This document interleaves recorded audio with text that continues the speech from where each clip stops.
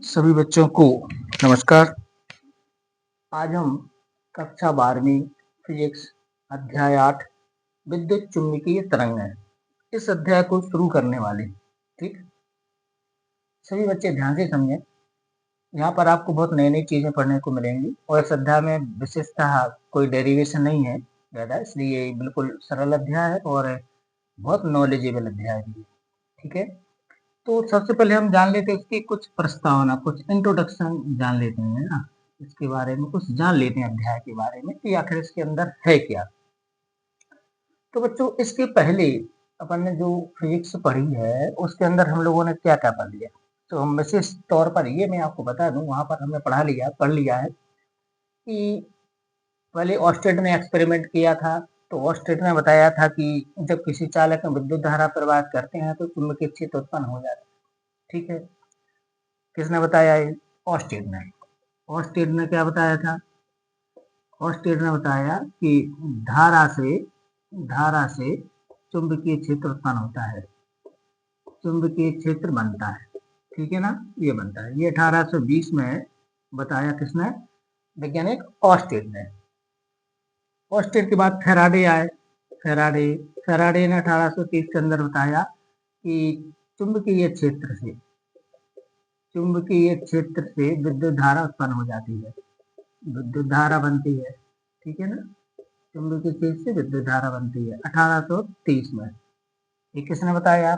Faraday ने बताया। ठीक है ना, ये हमारी क्वांटम थ्योरी की दो प्रमुख महत्वपूर्ण घटनाएं थी। अब इसके बाद बात आती है वो सन 1864 में मैक्सवेल की। मैक्सवेल, अब ये ध्यान देना, मैक्सवेल मैक्सवेल ने क्या बताया? मैक्सवेल ने बताया कि विद्युत क्षेत्र और चुंबकीय क्षेत्र के दो लॉ से, माने यदि कहीं पर भी विद्युत क्षेत्र और चुंबकीय क्षेत्र होते हैं तो उनके दो लॉ से विद्युत चुंबकीय तरंग उत्पन्न होती है। क्या बताया था उन्होंने? कि विद्युत क्षेत्र व चुंबकीय क्षेत्र के दो लॉ से विद्युत चुंबकीय तरंग उत्पन्न होती है। ये बताया उन्होंने 1864 के अंदर। क्या बताया 1864 के अंदर मैक्सवेल ने? मैक्सवेल ने बताया कि जो विद्युत क्षेत्र और चुंबकीय क्षेत्र है, जब ये परस्पर लंबवत तलों में दोलन करते हैं तो विद्युत चुंबकीय तरंग उत्पन्न होती है। बस अभी आप इतनी घटना को आपको दिमाग में रखना है ना। ये बताया 1864 में। ये इन्होंने प्रैक्टिकल नहीं किया मैक्सवेल ने ये सैद्धांतिक रूप से बताया, इसलिए विद्युत चुंबकीय तरंगों की खोज का श्रेय मैक्सवेल को जाता है। ठीक है ना, अब ये जो बात इन्होंने कही थी, तो आते हैं हर्ट्ज। हर्ट्ज ने क्या किया? हर्ट्ज हर्ट्ज हर्ट्ज ने क्या किया कि प्रयोगशाला में विद्युत चुंबकीय तरंग उत्पन्न कर दी। प्रयोगशाला में विद्युत चुंबकीय तरंगों का उत्पादन कर दिया था। कब? 1888 के अंदर।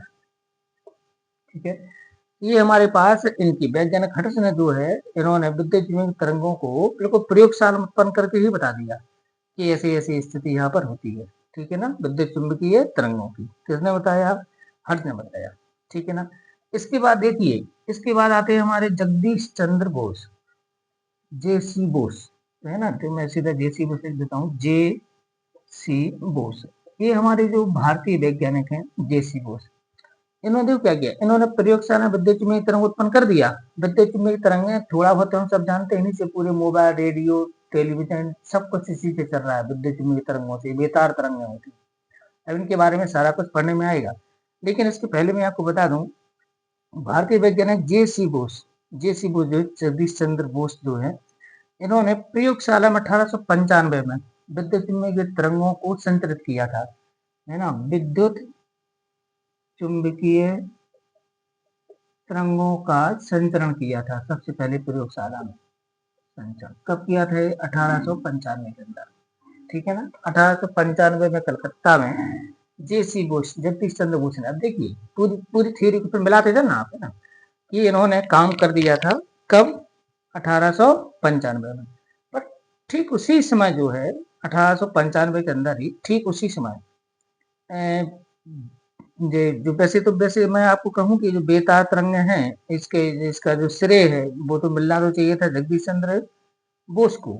हम एक भारतीय के तौर पर मैं तो इन्हीं को दूंगा, जगदीश चंद्र जी बोस को, कि इन्होंने ही बेतार तरंगों को सबसे पहले 25 मिलीमीटर से 5 मीटर तरंग दैर्ध्य वाले विद्युत चुम्बकीय तरंगों को प्राप्त करने में सफलता की थी इन्होंने, है ना। और उनको जो है ट्रांसमिट भी किया था थोड़ी सी दूरी पर, है ना, लगभग 20 मीटर दूरी पर। तो बेतार के तार, मतलब बेतार तरंगों के जो जन्मदाता वो तो जैसे कोई मानूंगा मैं। पर इनके बाद हुए मार्कोनी। कौन हुए? मार्कोनी। इसी ड्यूरेशन में मार्कोनी ने भी विद्युत चुम्बकीय तरंगों को प्रयोगशाला उत्पन्न किया, और उन्होंने इसको बहुत अधिक दूर तक, मतलब सैकड़ों किलोमीटर दूर इसको ट्रांसमिट कर दिया। जेसी बोस ने कुछ मीटर दूरी पर इन तरंगों को भेजा और प्रयोगशाला में 20 मीटर दूरी पर स्थित घंटी को बजाया विद्युत चुम्बकीय तरंगों की सहायता से 1895 के अंदर। इसने जेसी बोस ने, जगदीश चंद्र बोस ने, भारतीय वैज्ञानिक है, फिजिसिस्ट है। लेकिन मार्कोनी ने ठीक उसी समय सैकड़ों किलोमीटर दूर विद्युत चुम्बकीय तरंगों को संचरित किया। तो चूंकि अब भारत के प्रयोग इतने ज्यादा तो लोगों के बीच में जा नहीं पाते थे, और पाश्चात्य उनका पूरे में वर्चस्व भी था, पाश्चात्य वैज्ञानिकों। और उस समय तो भारत के अपने कोई ज्यादा दिक्कत थी, क्योंकि गुलामी की स्थिति थी वहां पर उस समय। तो मार्कोनी को रेडियो युग का जन्मदाता माना जाता है, मार्कोनी को। जबकि ठीक इसी समय, उनसे थोड़ा सा पहले कहना चाहिए, जेसी बोस ने वही काम कर दिया था। लेकिन वो इसका जो हम इसको अपने देश में अपनी पुस्तकों में इनको पढ़ते हैं, ध्यान रखते हैं अपने इस इतिहास को। लेकिन मार्कोनी को पूरी दुनिया में फिर रेडियो युग की शुरुआत, या रेडियो युग की शुरुआत का जन्मदाता माना जाता है मार्कोनी को। ठीक है, तो ये ध्यान रखना आप। ऑस्टेक ने 1820 में विद्युत चुम्बकीय धारा से विद्युत चुम्बकीय क्षेत्र बनाया। 1820 में की धारा से चुंबक बनती है। फैराडे ने चुंबक से करंट बनाया 1830 के अंदर, इसको फॉलो करते हुए। मैक्सवेल ने 1864 के अंदर विद्युत क्षेत्र चुंबकीय क्षेत्र के दोलनों से विद्युत चुम्बकीय तरंगों की कल्पना की, सैद्धांतिक कल्पना की 1864 में मैक्सवेल ने। इसलिए विद्युत चुम्बकीय तरंगों की खोज किसने की, तो आपको मैक्सवेल का नाम लिखना होता है।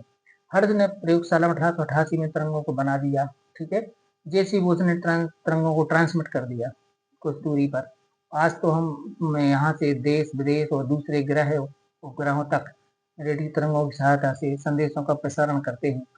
और ठीक इसी समय मार्कोनी ने विद्युत चुम्बकीय तरंगों को सैकड़ों किलोमीटर दूर ट्रांसमिट करके, सैकड़ों किलोमीटर दूर भेज करके रेडियो की शुरुआत की थी। ठीक है ना।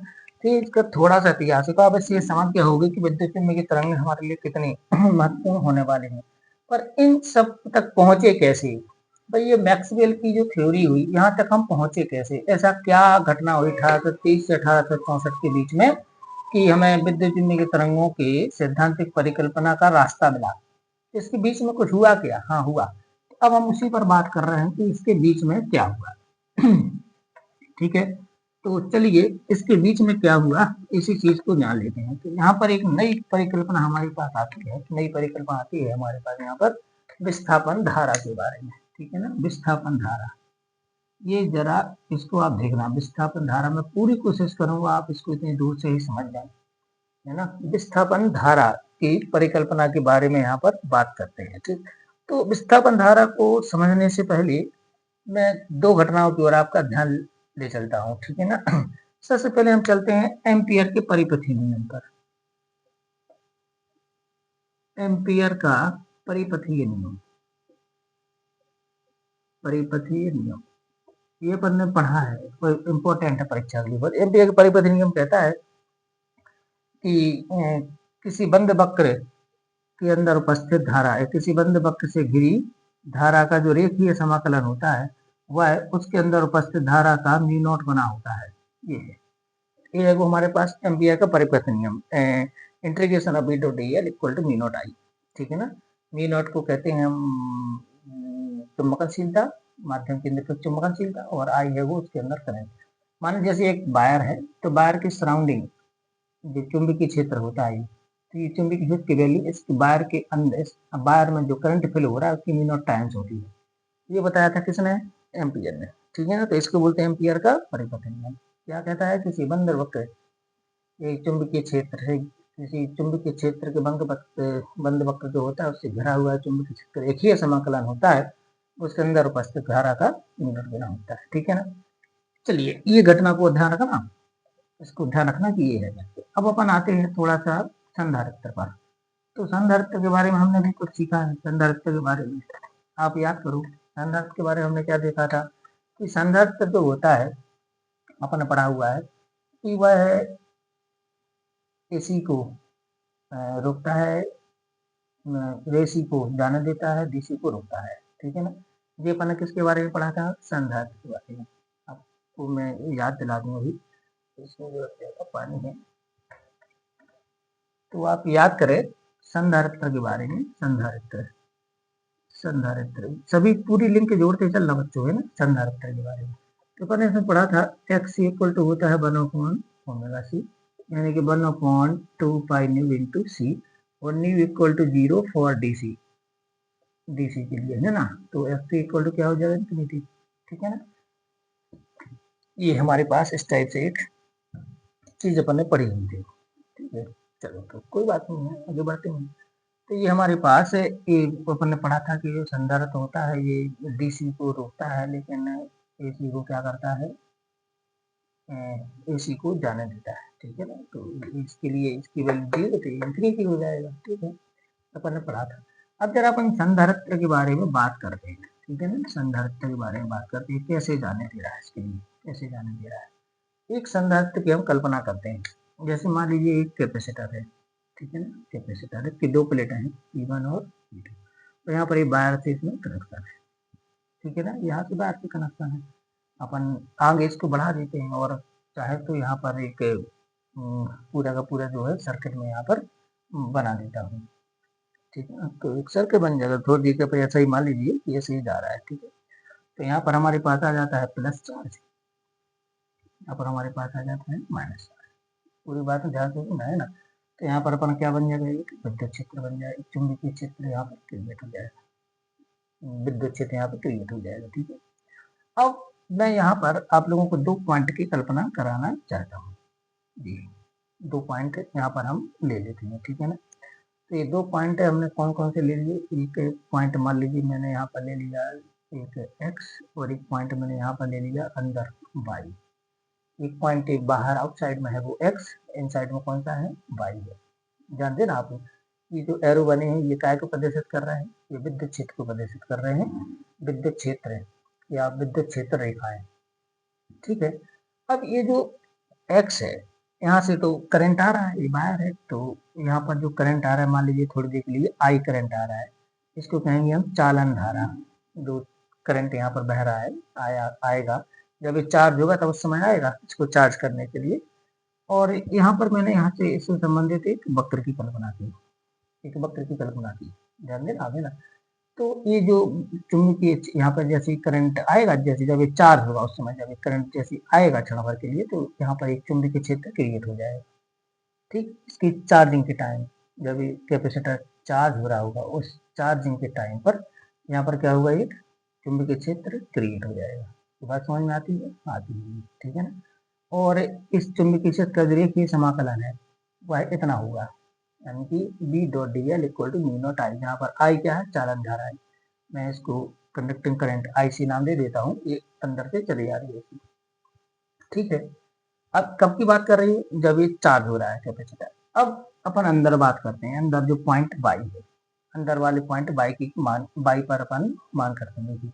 तो यहाँ तो करंट जीरो है, क्यों, क्योंकि इनके बीच में तो गैप बना हुआ है ना, इनके बीच में जो गैप बना हुआ है कैपेसिटर के बीच में, तो यहाँ पर तो करंट क्या है, जीरो है। अगर यहाँ पर करंट जीरो है तो धारा की अविरतता के सिद्धांत का उल्लंघन है, कि करंट कंटिन्यू क्षण भर के लिए सही कंटिन्यू फ्लो होता है हमेशा। भाई अगर किसी परिपथ को कट कर दो तो करंट फिर जाता थोड़ी उतना बिल्कुल नहीं जाएगा, तो करंट की कंटिन्यूटी का उल्लंघन है। मतलब जब ये चार्ज होगा, चार्जिंग के टाइम की भी बात करें, जब ये चार्ज होगा उस समय जो यहाँ पर जो करंट आ रहा है, तो इससे संबंधित ये इसका रेखीय समाकलन पर ले लें तो B to D L equal to mu naught into I होगा। अब यहाँ पर अंदर की ओर ले लें, अंदर यहाँ पर तो करंट जीरो, यहाँ पर करंट जीरो से क्या होगा, चुंबकीय क्षेत्र पैदा नहीं होगा, मतलब मैं बाई पर बात करूं, ये तो कहाँ हुआ, ऑन एक्स, एक्स पर। अब अगर मैं बाई पर बात करूं, बाई पर, जो बाई पॉइंट इसके अंदर है, तो इस पर हमारे पास बी डॉट डी एल, अगर मैं इसकी वैल्यू अगर आपसे कहूँ तो ये जीरो हो जाएगा। क्यों हो जाएगा जीरो? क्योंकि आई की वैल्यू यहाँ पर जीरो है ना, आई की वैल्यू क्या है वहाँ पर, जीरो है, तो वहाँ पर तो ये सिस्टम भी पूरा जीरो हो जाएगा ना, ठीक है ना। यानी कि जो P2 है, ये जो बाई जो पॉइंट है, सॉरी बाई है, बाई पॉइंट से घिरा हुआ जो लूप है, पॉइंट बाई का जो लूप है, पॉइंट बाई का जो क्या है, लूप है, तो लूप इससे घिरी हुई विद्युत धारा का मान क्या हो जाएगा, यहाँ पर शून्य हो जाएगा। बात समझ में आ गई ना बात, ठीक है ना। जब हम इसको क्या कर रहे हैं, चार्ज कर रहे हैं, ठीक है। तो यहाँ पर जो धारा का मान शून्य है, तो ये कहते हैं ना कि अविरतता के सिद्धांत का ये उल्लंघन हो रहा है ना, मतलब करंट की कंटिन्यूटी का ये क्या है, एक प्रकार का उल्लंघन है। इसका मतलब क्या हुआ, इसका मतलब ये हुआ कि ये जो हम कल्पना करे बैठे हैं, क्या कल्पना करे बैठे हैं कि इसके अंदर यहाँ पर कोई करंट नहीं है, जबकि यहाँ पर तो करंट है, ठीक उसी क्षण की बात कर रहे हैं, तो यहाँ पर कोई करंट नहीं है, जीरो है। इस बात को लेकर के हम बैठे हैं, वो गलत है, वो गलत है। इसके अंदर भी एक ना एक करंट फ्लो हो रहा होगा, वो तभी तो करंट की कंटिन्यूटी का पालन होगा, करंट जो है लगातार फ्लो होगा। तो क्या होता है, जब ये संधारित्र आवेशित हो जाए, ध्यान देना आप, जब ये संधारित्र क्या हो रहा है, आवेशित हो रहा है, तब मैक्सवेल ने, किसने बच्चों, किसने अभी अपना नाम दिया था, मैक्सवेल ने, तब मैक्सवेल ने एक परिकल्पना प्रस्तुत की। कब की बात कर रहे हैं, जब एक कैपेसिटर को चार्ज कर रहा है, चार्जिंग के समय मैक्सवेल ने एक परिकल्पना, एक तर्क प्रस्तुत किया। उन्होंने कहा कि संधारित्र की दोनों प्लेटों के बीच आवेशन के दौरान, आवेशन के दौरान जब आवेश एकत्रित हो जाता है, जिसके कारण उनके बीच एक परिवर्ती विद्युत क्षेत्र उत्पन्न होता है। आवेशन के दौरान यहाँ पर क्या उत्पन्न हो जाता है, दोनों प्लेट, कौन कर रहे हैं तर्क, कौन प्रस्तुत कर रहे हैं, मैक्सवेल।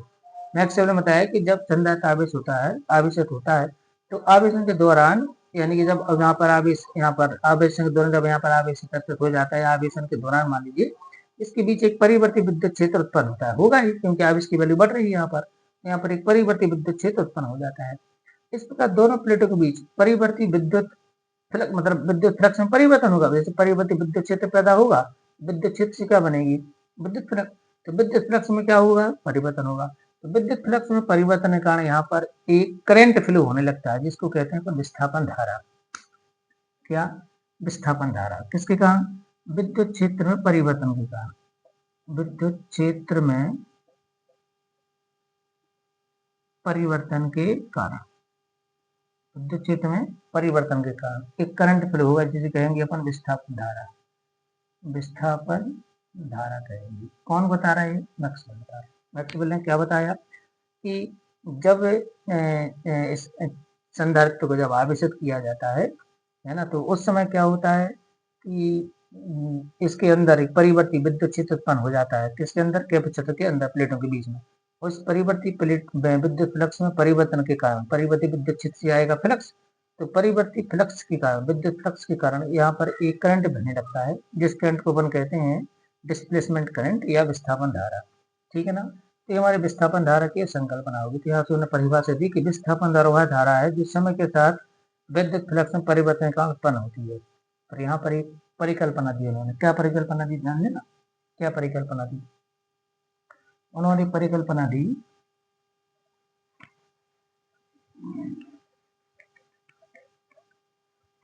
क्या परिकल्पना दी उन्होंने, उन्होंने बताया, किसने, मैक्सवेल ने।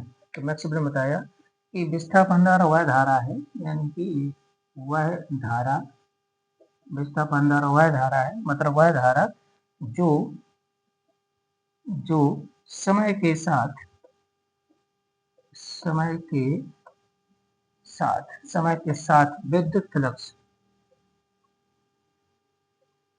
विद्युत फ्लक्स है ना, विद्युत फ्लक्स में परिवर्तन, विद्युत फ्लक्स में परिवर्तन से उत्पन्न होती है, उत्पन्न होती है, ये ठीक है नहीं बताया। तो विस्थापन धारा की डेफिनेशन क्या बताया उन्होंने, किसने बताया, ये मैक्सवेल ने।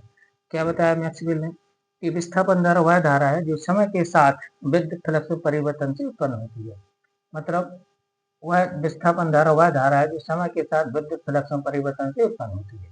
क्लियर है? आप इसके ऐसा ही बोल सकते हो, वह धारा जो परिवर्ती समय के साथ परिवर्ती विद्युत क्षेत्र के कारण उत्पन्न होती है।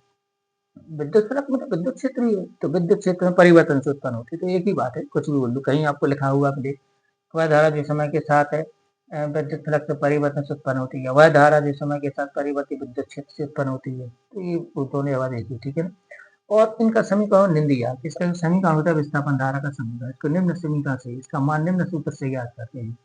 आई डी इक्वल टू विस्थापन धारा डिस्प्लेसमेंट करंट, तो आई डी इक्वल टू हमारे पास आता है epsilon not into D phi E upon D T, ये इसका सूत्र बताया हमारा, ठीक है ना। तो विस्थापन धारा का सूत्र क्या होता है, I D equal to epsilon not into D phi upon D T, phi क्या है विद्युत फ्लक्स, और विद्युत फ्लक्स में परिवर्तन हो गया, ठीक है ना। तो एप्सिलॉन जीरो एप्सिलॉन नॉट को क्या बोलते हैं, निर्वात की विद्युत तीव्रता, हम पिछले चैप्टर में पढ़ चुके हैं निर्वात की विद्युत तीव्रता, और फाई ई यहाँ पर ई आ गया, मतलब ये फ्लक्स है, तो ये विद्युत फ्लक्स है, तो विद्युत फ्लक्स में परिवर्तन की दर से उत्पन्न होती है, I D equal to epsilon not D phi upon D T. कुछ खास नहीं, बिल्कुल वैसे ही है जैसे अपन ने फैराडे का दूसरा नियम लिखा हुआ था चुंबकीय फ्लक्स वाला, ठीक है ना। अच्छा, यह विस्थापन धारा मुक्त आकाश में अनुपात में उत्पन्न होती है, बहुत गजब की बात है। अरे जो विस्थापन धारा होती है, ये बहुत गजब की बात मैं यहाँ पर लिख रहा हूँ कि विस्थापन धारा जो होती है, डिस्प्लेसमेंट करंट जो होता है, यह मुक्त आकाश या निर्वात, या कहना चाहिए उसी के लिए वो निर्वात, मुक्त आकाश या निर्वात में भी, निर्वात में भी उत्पन्न होती है, में भी उत्पन्न होती है। तो ये बहुत गजब की बात है ना, ये बहुत गजब की बात है, आप लोगों को ध्यान रखना है, ठीक है ना, कि ये जो विस्थापन धारा होती है, ये मुक्त आकाश या निर्वात में भी उत्पन्न होती है, मतलब इसको बाहर में भी करंट आएगा जरूरी नहीं है। अभी तक हमने पढ़ा था कि करंट के लिए तो बाहर चाहिए पड़ता है, अपन ने फैराडे के नियम में पढ़ा, क्या पढ़ा, यदि परिपथ बंद हो तो उसमें विद्युत धारा बहने लगती है, पहले फ्लक्स में परिवर्तन से विद्युत भाग बल उत्पन्न होता है, और परिपथ बंद हो तो करंट फ्लो होता है, लेकिन परिपथ बंद नहीं भी हो, मतलब एक शून्य आकाश में, जैसे मैं यहाँ पर बात करूँ, यहाँ पर विस्थापन धारा पैदा हो जाएगी, तो विस्थापन धारा जो होती है, डिस्प्लेसमेंट करंट जो होता है, वो मुक्त आकाश या निर्वात में भी उत्पन्न होती है, मतलब विस्थापन धारा के लिए ये कोई वायरिंग हो ये जरूरी नहीं है।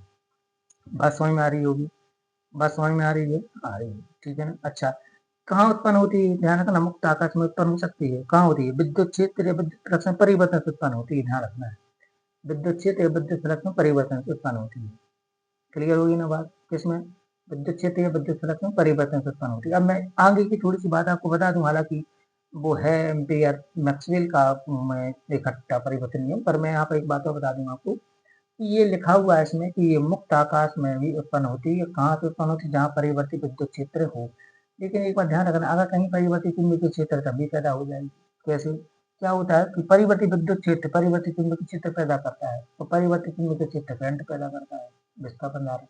तो अगर परिवर्ती विद्युत क्षेत्र और परिवर्ती चुंबकीय क्षेत्र, अगर ये कहीं पर भी एक है तो वो दोनों है, कहीं पर भी एक है तो वो दोनों है, ठीक है ना। हम इस बात को हम आगे अभी लेंगे, तो विस्थापन धारा का कंसेप्ट आप समझ गए। अब हम विस्थापन धारा का व्यंजक निकालेंगे, ठीक है, इसको प्रूफ करेंगे, 12 सूत्र, इस सूत्र अपन को प्रूफ करना है कि ये क्या होता है, कैसे निकलता है, ठीक है। विस्थापन धारा का सूत्र प्रूफ कर रहे हैं, ये बहुत इंपॉर्टेंट क्वेश्चन है इस अध्याय का, इस अध्याय का सबसे इम्पोर्टेंट क्वेश्चन, सबसे इम्पोर्टेंट थ्योरी जो है वो इस विस्थापन धारा के बारे में ही है, ठीक है। अब यहाँ पर इसकी हम सूत्र स्थापना पढ़ रहे हैं, सूत्र स्थापना, इसकी सूत्र स्थापना पढ़ रहे हैं विस्थापन धारा की। विस्थापन धारा का सूत्र क्या होता है, इसका सूत्र होता है I D equal to epsilon not D phi upon D T, ठीक है ना। तो अपन इस तरह माना कि मानव संधारित्र की प्लेटों का क्षेत्रफल है और किसी क्षण उस पर आवेश की है, ये अपन मान लेते हैं कि माना संधारित्र की प्रत्येक प्लेट का क्षेत्रफल कैपिटल है, तथा तथा किसी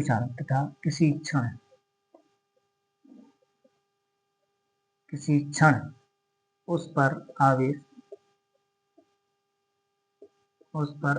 मान किसी प्लेट पर आवेश क्या है, P है, अपन आवेश को P मान लिया, ठीक है ना, P मान लिया, तब संधारित्र की प्लेटों के बीच क्या होगा, विद्युत क्षेत्र, तब संधारित्र की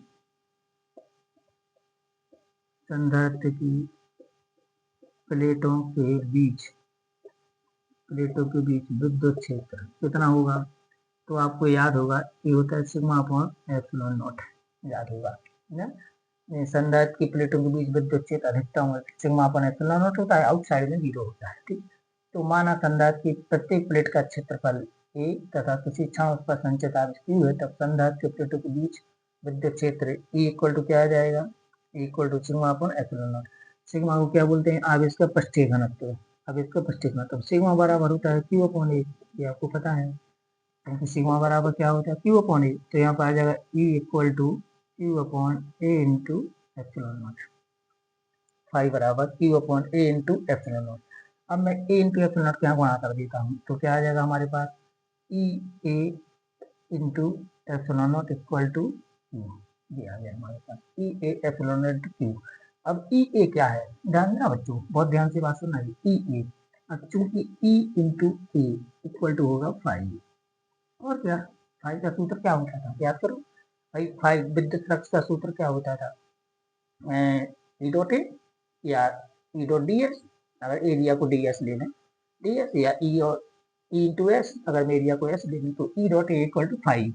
तो यहाँ से क्यू बराबर क्या हो जाएगा? क्यू बराबर, तो क्यू बराबर आ जाएगा एप्सिलॉन नॉट इंटू फाइव। ये हमारे पास इसकी वैल्यू आ गई।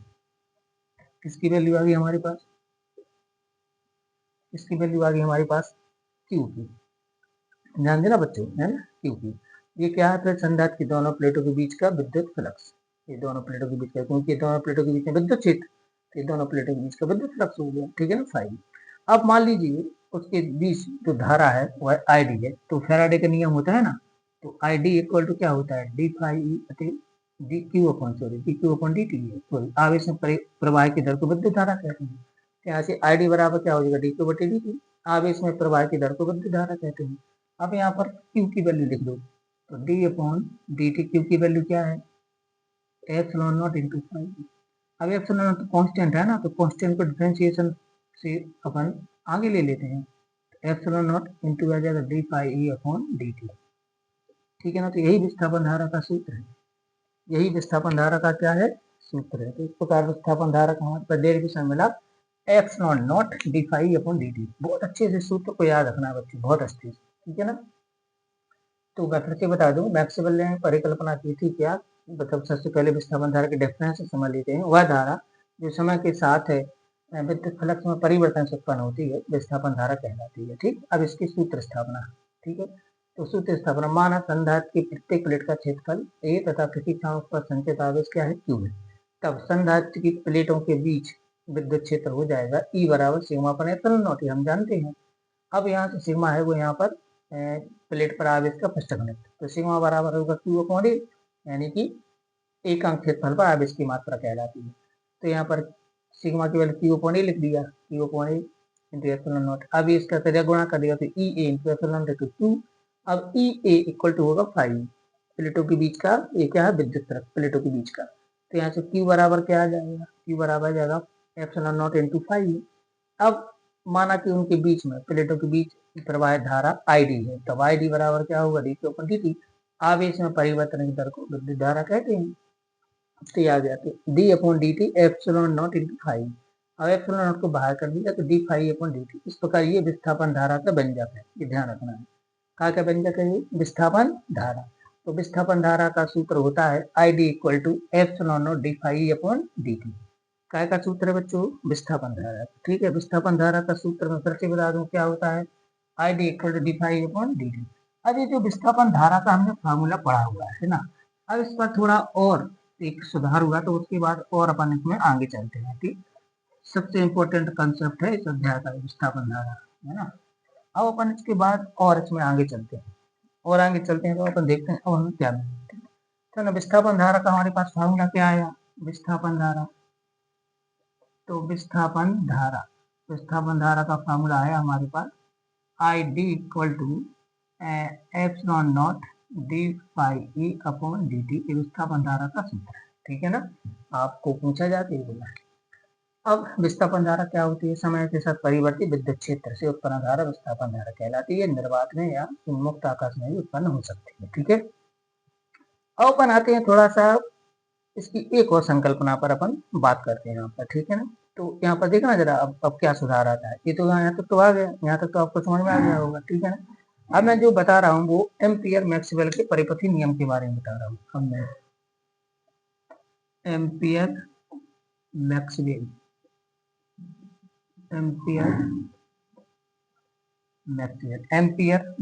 का परिपथी नियम, ध्यान देना। अब मैं इस पर क्या बता रहा हूँ।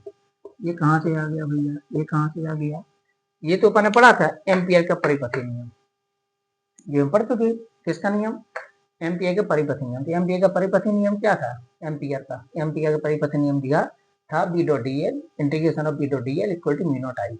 ये था एम्पियर का परिपथी नियम किसी चालन धारा के लिए, ठीक है ना। अब अपन आ जाते हैं वो फिर एम्पियर मैक्सवेल का परिपथी नियम क्या है। तो यहाँ पर क्या हुआ कि एम्पियर का परिपथी नियम था, उसमें मैक्सवेल ने कुछ संशोधन कर दिया। क्यों, क्योंकि भी एक करंट और है उसको वो भूल गए।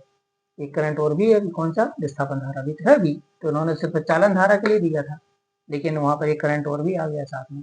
तो अभी थोड़ा सा नियम सुधरेगा। तो एम्पियर मैक्सवेल का परिपथ नियम क्या कहता है, तो मैक्सवेल के अनुसार चुंबकीय क्षेत्र का स्रोत, मतलब चुंबकीय क्षेत्र होती है जो जिसको बी डॉट डी एल दिया था उन्होंने मैक्सवेल ने। तो चुंबकीय क्षेत्र होता है ना, चुंबकीय क्षेत्र बी, इसका स्रोत जो है चुंबकीय क्षेत्र, मतलब कहाँ से पैदा हो रहा है, चुंबकीय क्षेत्र का स्रोत। तो चुंबकीय क्षेत्र का स्रोत पता है क्या क्या होता है, दो चीजें होती हैं। एक होता है वो चालन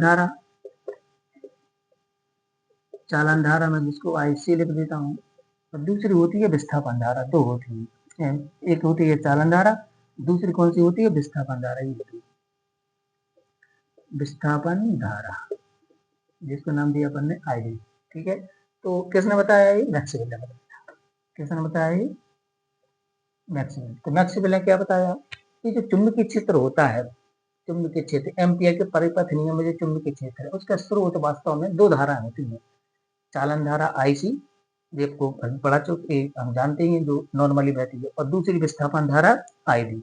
अतः एम्पियर का जो परिपथ नियम है उसमें कुल धारा, संयोजी धारा और चालन विस्थापन धारा के फल, चालन धारा विस्थापन धारा के फल के बराबर होगी। यानी कि उन्होंने बताया कि एम्पियर का जो परिपथ नियम है इसमें जो कुल धारा थी ना आई, वो कुल धारा आईसी प्लस आईडी के फल के बराबर होगी।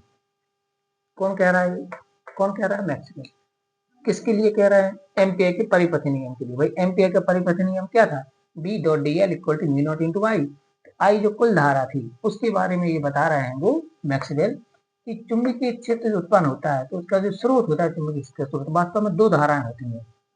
कौन कौन सी, एक तो होती है चालन धारा आई सी, इसलिए हो रही है, दूसरी परिवर्तित विद्युत क्षेत्र के कारण उत्पन्न विस्थापन धारा आई डी होगी। इस प्रकार जो एम्पियर के परिपथ नियम में जो कुल धारा है वो आई, तो आई की वैल्यू एक्चुअली में आईसी प्लस आईडी होगी, आईसी प्लस आईडी होगी। अतः एम्पियर का नियम इस प्रकार लिखा जाएगा, इस प्रकार एम्पियर का परिपथ नियम, एम्पियर का परिपथीय नियम निम्नानुसार होगा, निम्नानुसार होगा। कैसा होगा, ध्यान देना, ऐसा होगा B dot D L equal to mu not I C plus I, ऐसा होगा। बात समझ आ रही, आ गई होगी। ये है वो कि जो एम्पियर का परिवर्ती नियम है वो इस प्रकार होगा, बी डॉट डी एल, भाई उन्होंने कितना दिया था, B dot D L equal to mu not I. देखिए एम्पियर ने बताया कि ऐसा नहीं होगा भाई साहब, इसमें एक टर्म और जुड़ेगा, आई डी और जुड़ेगा। अब आई डी की वैल्यू यहाँ पर लिखो तो ऐसा हो जाएगा mu not I C plus epsilon not D phi upon D T, I D की वैल्यू होती है। तो integration of B dot D L equal to इतना होगा, ठीक है ना, ये होगा। तो उन्होंने क्या किया, मैक्सवेल ने क्या किया, उन्होंने एम्पियर के परिपथी नियम को सुधार दिया, एम्पियर के परिपथी नियम को सुधार दिया। उन्होंने एम्पियर के परिपथी नियम में एक टर्म और जोड़ दिया, कौन, epsilon not D phi upon D T जोड़ दिया। इस प्रकार ये जो संशोधित नियम है, एम्पियर के परिपथ नियम का जो संशोधित रूप है, इसी को बोलते हैं एम्पियर मैक्सवेल का परिपथीय नियम, इसी को बोलते हैं। बात समझ आ गई आपको। एम्पियर मैक्सवेल का परिपथ नियम क्या है कि चुंबकीय क्षेत्र का रेखीय समाकलन इतना होता है, V naught bracket I C plus epsilon D phi upon D T. यही कह सकते हैं कि चुंबकीय क्षेत्र का रेखीय समाकलन चालन धारा विस्थापन धारा के योगफल का वी नॉट टाइम्स होता है, वी नॉट बना होता है। तो ये हमारे पास कहलाता है एम्पियर मैक्सवेल का परिपथ नियम। अगर मैं इतने की बात करूं, सिर्फ इतने की बात करूं, ध्यान देना, सिर्फ इतने की बात करूं मैं, B dot D S equal to mu not I, इतने की बात करूं तो इसको बोलते हैं एम्पियर का परिपथ नियम, एम्पियर का परिपथ नियम। और जब किसी में विस्थापन धारा का पद जोड़ देते हैं तो ये ऐसा हो जाता है, तो इसको बोलते हैं एम्पियर मैक्सवेल का परिपथ नियम। तो मैक्सवेल ने इसमें एक टर्म जोड़ दिया, उसी के आधार पर ये बन गया, ठीक है ना। तो एम्पियर मैक्सवेल का परिपथ नियम आप सबको समझ में आ गया होगा, ठीक है। बहुत अच्छी कल्पना की उन्होंने, तो कितना कुछ बदल करके रख दिया, किसने, मैक्सवेल ने। अब चलिए, अब आगे आते हैं अपन आगे बढ़ते हैं। तो एक बार मैं इसको लिख लेता हूँ, ठीक है ना। अब मैं इसको सीधे लिख लेता हूँ, क्या आ गया हमारे पास, जो एम्पियर मैक्सवेल का नियम आ गया, हम उस पर लिख लेते हैं। तो हमारे पास आ गया एम्पियर मैक्सवेल का परिपथीय नियम, तो ये क्या कहता है, ये कहता है integration of B dot T L equal to V not I C चालन धारा plus epsilon not D phi upon D T. इसको बोलते हैं एम्पियर मैक्सवेल का परिपथीय नियम। इतना समझ में आ गया सभी को? हाँ आ गया होगा। आगे बढ़े, हाँ बढ़ जाते हैं, ठीक है ना। आओ अपन जरा कल्पना करते हैं, थोड़ा सा अपन चलते हैं पीछे की ओर और हम बात करते हैं वो फैराडे के नियम पर, ठीक है ना। फैराडे, तो फैराडे ने क्या बताया था, फैराडे ने बताया था, आप याद करो, फैराडे ने बताया था कि परिवर्ती चुंबकीय क्षेत्र जो होता है उससे करंट पैदा होता है, बताया था। हाँ बताया था। क्या बताया था मैक्सवेल ने कि परिवर्तन चुंबकीय क्षेत्र जो होता है, परिवर्तनशील चुंबकीय क्षेत्र, वह विद्युत क्षेत्र उत्पन्न करता है, ये बताया था। कैसे बताया था ये आप याद करो। इन्होंने बताया था अपन के लिए कि जो एप्सिलॉन नॉट होता है वो D phi upon D T होता है। थोड़ी देर को बता देते हैं, और माइनस भी आता है, यहाँ पर एन भी आया था, ये तमाम चीजें। लेकिन मेन चीज है जो हमारे पास कि जो मैं विद्युत जो वो होता है प्रेरित विद्युत वाहक बल, एक चुंबकीय फ्लक्स में परिवर्तन के दर के अनुक्रमानुपाती होता है। मैं इसको थोड़ी देर को 5D लिख देता हूँ ताकि ध्यान रहे। तो फैराडे ने क्या बताया फैराडे ने बताया कि परिवर्तनशील यानी परिवर्तित चुंबकीय क्षेत्र विद्युत क्षेत्र उत्पन्न करता है।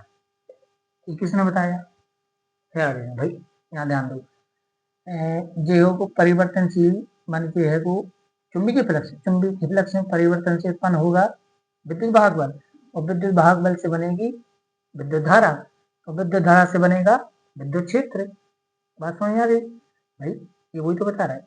ये है वो चुंबकीय क्षेत्र यानी चुंबकीय फ्लक्स।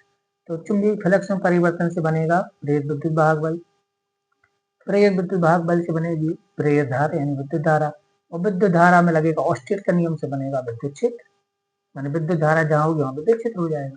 तो ध्यान रखना आप, मैं फिर से बता दूं कि परिवर्ती जो चुंबकीय क्षेत्र है वो विद्युत क्षेत्र उत्पन्न करता है।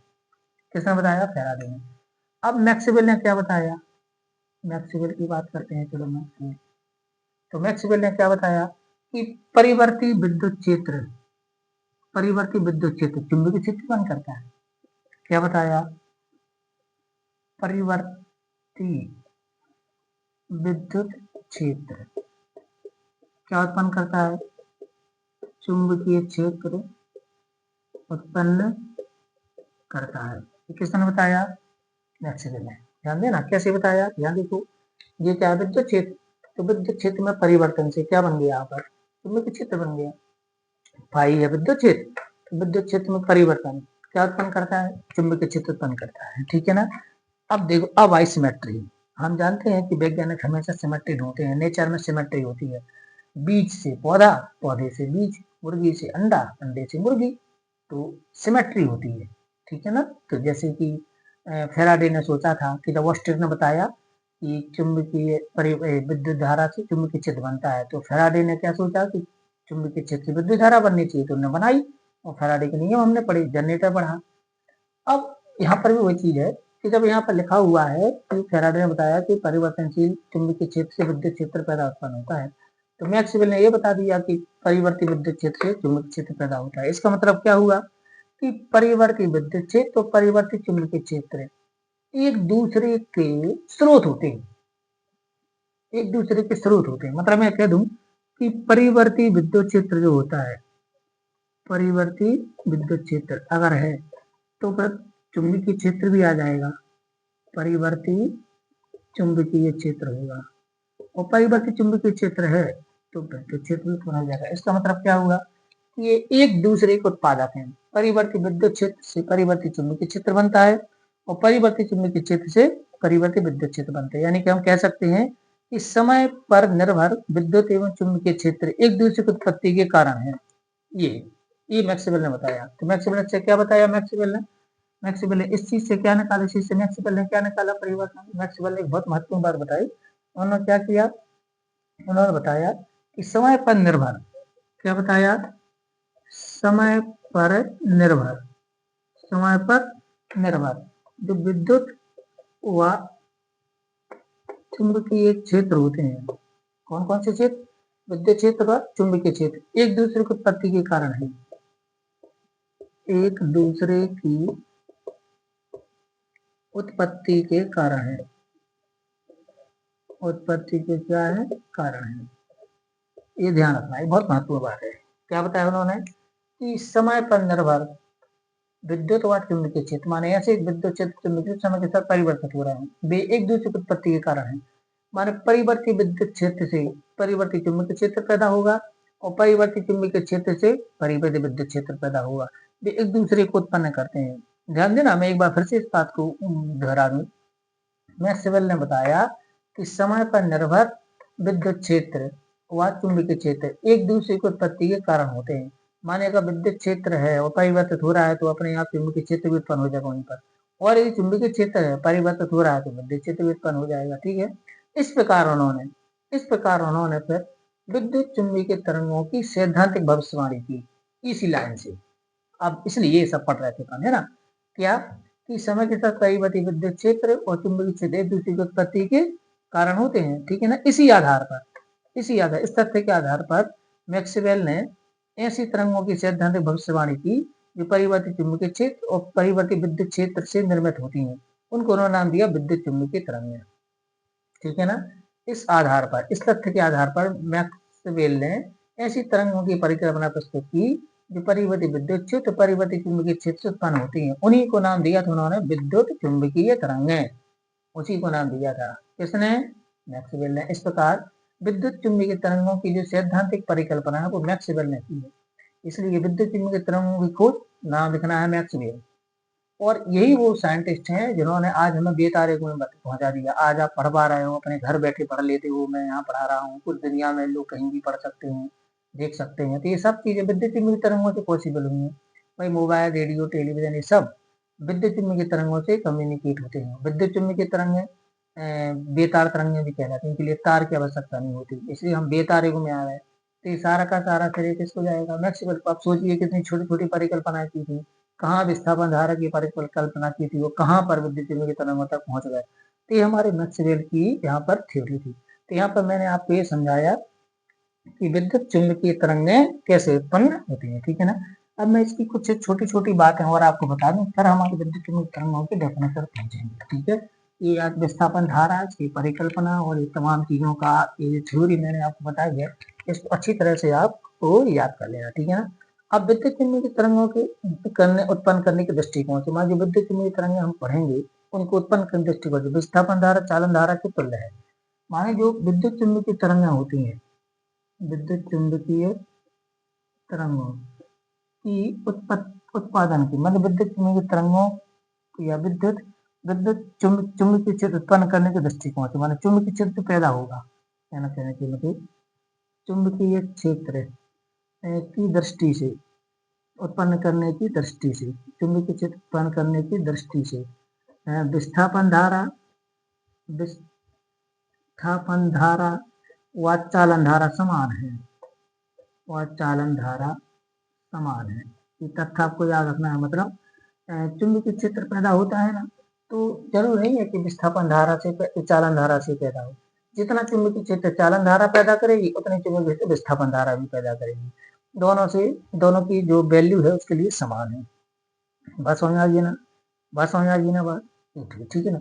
अच्छा, अगला याद रखना कि संधारित्र का जो आवेशन होता है, संधारित्र के आवेशन, संधारित्र के आवेशन के समय, संधारित्र के आवेशन के समय दोनों धारा उपस्थित होती हैं, विस्थापन धारा व चालन धारा, विस्थापन धारा व चालन धारा, विस्थापन धारा व चालन धारा दोनों उपस्थित होती हैं, दोनों उपस्थित होती हैं, दोनों उपस्थित होती है, ठीक है ना। ये दूसरा बात आपको याद रखना है, ठीक है ना, दूसरा बात ध्यान रखना है। अच्छा, कौन कहाँ पर बहता है? चालन धारा बहती है तारों में और विस्थापन धारा होती है प्लेटों के बीच में, ठीक है। चालन धारा कहाँ बहती है ये ध्यान रखना आपको, कौन कहाँ होती है ये भी ध्यान रखना है। ये भी संधारित्र के आवेशन के समय विद्युत धारा और चालन धारा दोनों उपस्थित होती है। चालन धारा कहाँ बहती है? चालन धारा तारों में, चालन धारा तारों में तथा विस्थापन धारा प्लेटों के बीच। विस्थापन धारा कहाँ पर होती है? प्लेटों के बीच, प्लेटों के बीच उत्पन्न होती है, ठीक है ना। ये अपन को इसमें ध्यान रखना है, ठीक है ना, कौन कहाँ होती है। अच्छा, यदि चालन धारा में तो तार होते हैं, स्थायी धारा प्रवाहित हो रही है, ठीक है ना। देखो, चालन तार में स्थायी धारा, स्थायी धारा मतलब बिल्कुल, मतलब करंट में किसी प्रकार परिवर्तन नहीं हो रहा है। स्थायी धारा अगर प्रवाहित हो रही है तो विस्थापन धारा शून्य होगी। स्थायी धारा प्रवाहित हो तो विस्थापन धारा शून्य होगी, तो विस्थापन धारा कितनी होगी? शून्य होगी। अब मैं इस तथ्य को थोड़ा सा और बता दूं, आपको स्पष्ट कर दूं, ठीक है ना। कैसे? भाई, चालन धारा में स्थायी धारा बह रही है, स्थायी धारा में धारा में परिवर्तन नहीं हो रहा है। धारा में परिवर्तन नहीं होगा तो चुंबकीय क्षेत्र में परिवर्तन नहीं होगा, और चुंबकीय क्षेत्र में परिवर्तन नहीं होगा तो विद्युत क्षेत्र पैदा नहीं होगा, विद्युत क्षेत्र में विद्युत क्षेत्र पैदा नहीं होगा तो विद्युत क्षेत्र में परिवर्तन नहीं होगा, और विद्युत क्षेत्र में परिवर्तन नहीं होगा तो विस्थापन धारा नहीं रहेगी, ठीक है ना। तो सारा कुछ का है? परिवर्तन का है। फिर से बता दूं, चालन तार में स्थायी धारा प्रवाहित हो तो विस्थापन धारा शून्य होती है।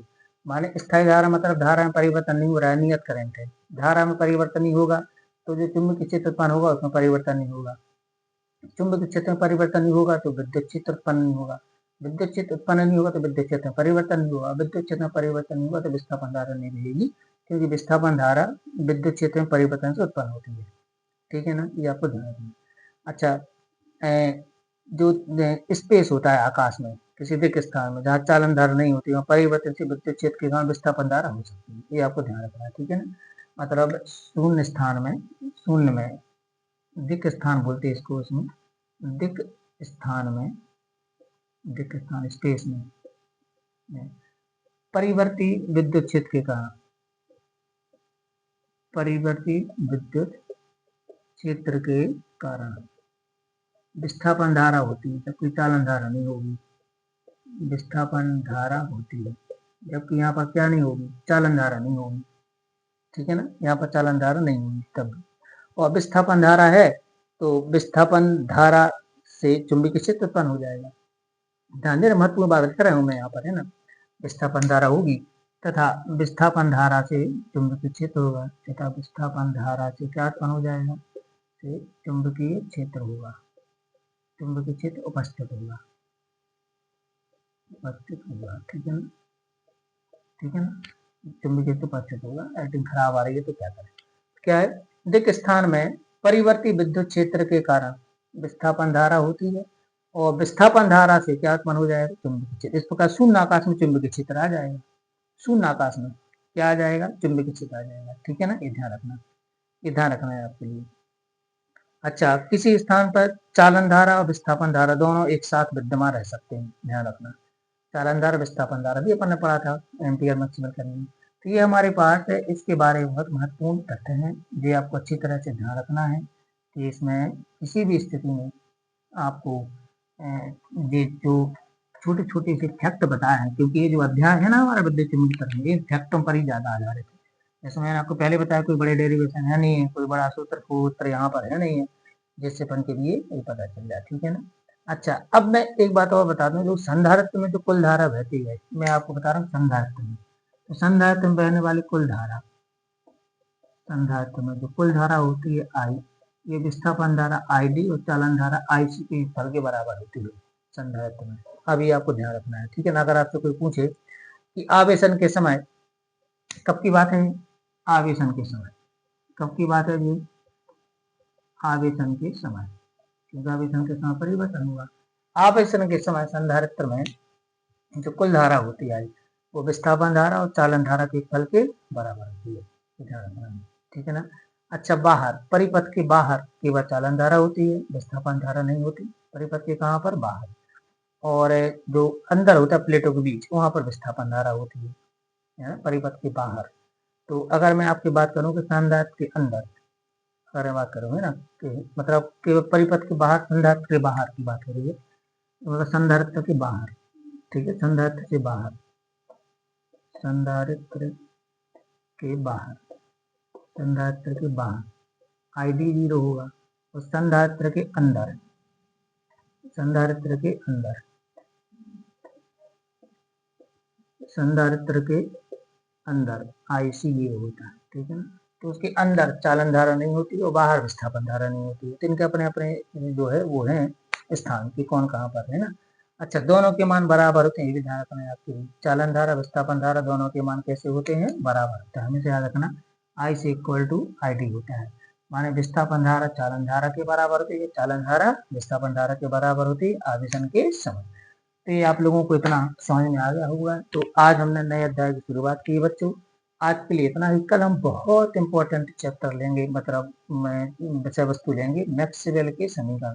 तो एक तो ये परीक्षा के लिए बहुत इंपॉर्टेंट चैप्टर आप बताया आज की टॉपिक, और कल हम जो उठाएंगे मैक्सवेल के समीकरण, वो इस चैप्टर के सबसे ज्यादा इंपॉर्टेंट है। उसको अपन कल उठाएंगे, कल पढ़ेंगे। सभी को नमस्कार।